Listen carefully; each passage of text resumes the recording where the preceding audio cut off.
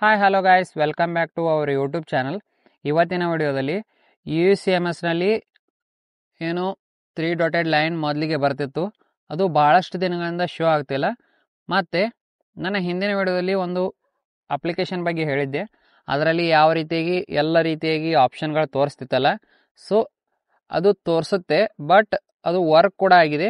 ಭಾಳಷ್ಟು ಜನರಿಗೆ ವರ್ಕ್ ಆಗಿಲ್ಲ ಅಂತ ಭಾಳ ಜನ ಮೆಸೇಜ್ ಮಾಡಿದರೆ, ಸೊ ಅದು ವರ್ಕ್ ಆಗುತ್ತೆ. ಸೊ ನಿಮ್ಮ ಒಂದು ಯಾವುದೇ ರಿಸಲ್ಟ್ ಆಗಿರ್ಬೋದು ಅಥವಾ ಕಾಲೇಜ್ ಫೀಸ್ ತುಂಬಿರುವ ಫೀ ರಿಸಿಪ್ಟ್ ಆಗಿರ್ಬೋದು, ಯಾವುದೇ ರೀತಿಯಾದ ಒಂದು ಪ್ರಿಂಟನ್ನು ತಗೊಳ್ಳೋಕೆ ಹೋದರೆ ಅದು ಯಾವುದೇ ರೀತಿಯಾದ ಪ್ರಿಂಟ್ ಆಪ್ಷನ್ ಮೇಲೆ ಕ್ಲಿಕ್ ಮಾಡಿಕೊಂಡ್ರೆ ಅದು ವರ್ಕ್ ಆಗ್ತಿಲ್ಲ. ಸೊ ಅದನ್ನು ಯಾವ ರೀತಿಯಾಗಿ ಪ್ರಾಬ್ಲಮನ್ನು ಸಾಲ್ವ್ ಮಾಡಬೇಕು ಅಂತ ಈ ಒಂದು ವಿಡಿಯೋದಲ್ಲಿ ತಿಳಿಸ್ಕೊಡ್ತಿದ್ದೀನಿ. ಸೊ ಗೈಸ್, ಯಾರಾದರೂ ನಮ್ಮ ಚಾನಲ್ಗೆ ಮೊದಲ ಬಾರಿ ವಿಸಿಟ್ ಮಾಡಿದ್ರಿ, ಈ ಚಾನಲ್ನ ಸಬ್ಸ್ಕ್ರೈಬ್ ಮಾಡ್ಕೊರಿ ಆ್ಯಂಡ್ ಬಾಜುಕಿನ ಬೆಲ್ ಐಕನ್ ಮೇಲೆ ಕ್ಲಿಕ್ಕನ್ನು ಮಾಡಿಕೊಂಡು ಹಾಲ್ ಅಂತ ಕೊಡಿ.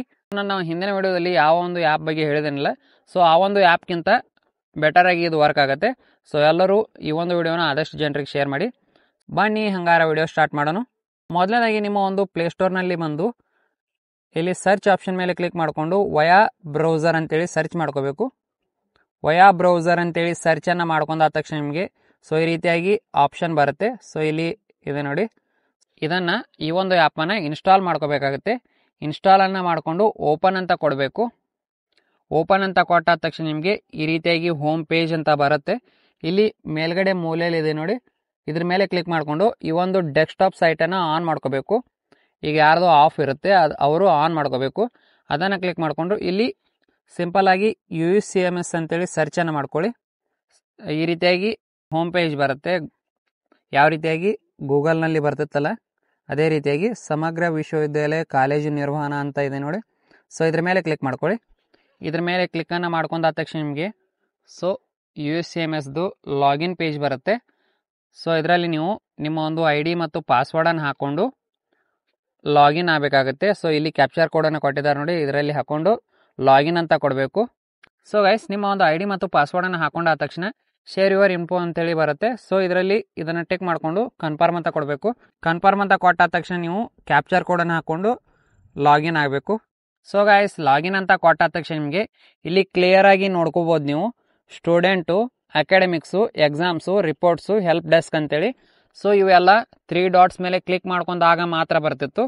ಸೊ ಇಲ್ಲಿ ರೈಟ್ ಸೈಡ್ನಲ್ಲಿ ಲೋಗೋ ಇರುತ್ತಲ್ಲ, ಸೊ ಈಗಲೂ ಕೂಡ ರೈಟ್ ಸೈಡ್ನಲ್ಲೇ ಲೋಗೋ ಇದೆ.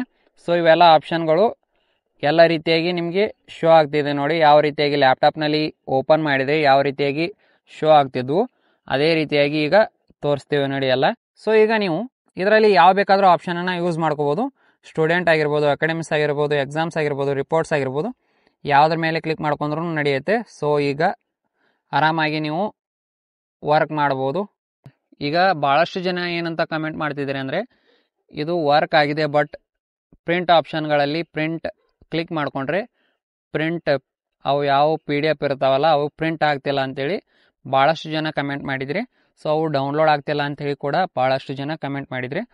ಸೊ ಡಿಗ್ರಿ ವಿದ್ಯಾರ್ಥಿಗಳು ನೋಡಿದಿದ್ರೆ, ಸೊ ಅವರಿಗೆ ಕನ್ವಲ್ಯೂಷನ್ ಫಾರ್ಮ್ ಹೇಗೆ ಅಪ್ಲೈ ಮಾಡೋದಂತ ಹಿಂದಿನ ವಿಡಿಯೋದಲ್ಲಿ ತಿಳಿಸ್ಕೊಟ್ಟಿದ್ದೀನಿ. ಸೊ ವಿಡಿಯೋನ ಕೊನೆಯಲ್ಲಿ ಹಾಕಿರ್ತೀನಿ, ಅದನ್ನು ಪೂರ್ತಿಯಾಗಿ ನೋಡಿ.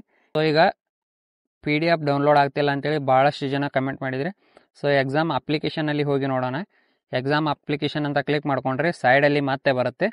ಅದೇ ರೀತಿಯಾಗಿ ಅದ್ರ ಮೇಲೂ ಕೂಡ ಕ್ಲಿಕ್ ಮಾಡ್ಕೋಬೇಕು. ಕ್ಲಿಕ್ ಮಾಡ್ಕೊಂಡಾದ ತಕ್ಷಣ ಈ ರೀತಿಯಾಗಿ ಎಲ್ಲ ಆಪ್ಷನ್ ಬರುತ್ತೆ ನಿಮಗೆ. ಸೊ ಇದರಲ್ಲಿ ನೀವು ವ್ಯೂ ರಿಸಲ್ಟನ್ನು ಯಾವುದಾದ್ರೂ ಒಂದು ಆಪ್ಷನ್ ಮೇಲೆ ಕ್ಲಿಕ್ ಮಾಡ್ಕೊರಿ.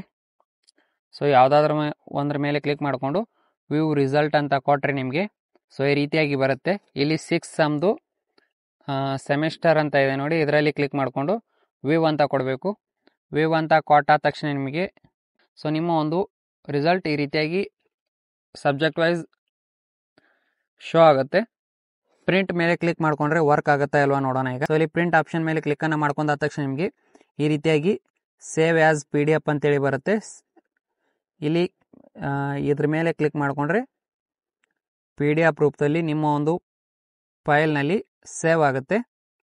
ಸೊ ಈ ಒಂದು ವಿಡಿಯೋದಲ್ಲಿ ತಿಳಿಸ್ಕೊಟ್ಟಿರೋ ಮಾಹಿತಿ ಎಲ್ಲರಿಗೂ ಹೆಲ್ಪ್ಫುಲ್ ಅಂತ ಅನಿಸಿದರೆ ಸಬ್ಸ್ಕ್ರೈಬ್ ಮಾಡ್ಕೊರಿ ಆ್ಯಂಡ್ ವಿಡಿಯೋ ಇಷ್ಟ ಆಗಿದ್ರೆ ಲೈಕ್ ಮಾಡಿರಿ ಆ್ಯಂಡ್ ಏನಾದರೂ ಮಿಸ್ಟೇಕ್ಸ್ ಇದ್ದರೆ ಕಮೆಂಟ್ ಮಾಡಿರಿ.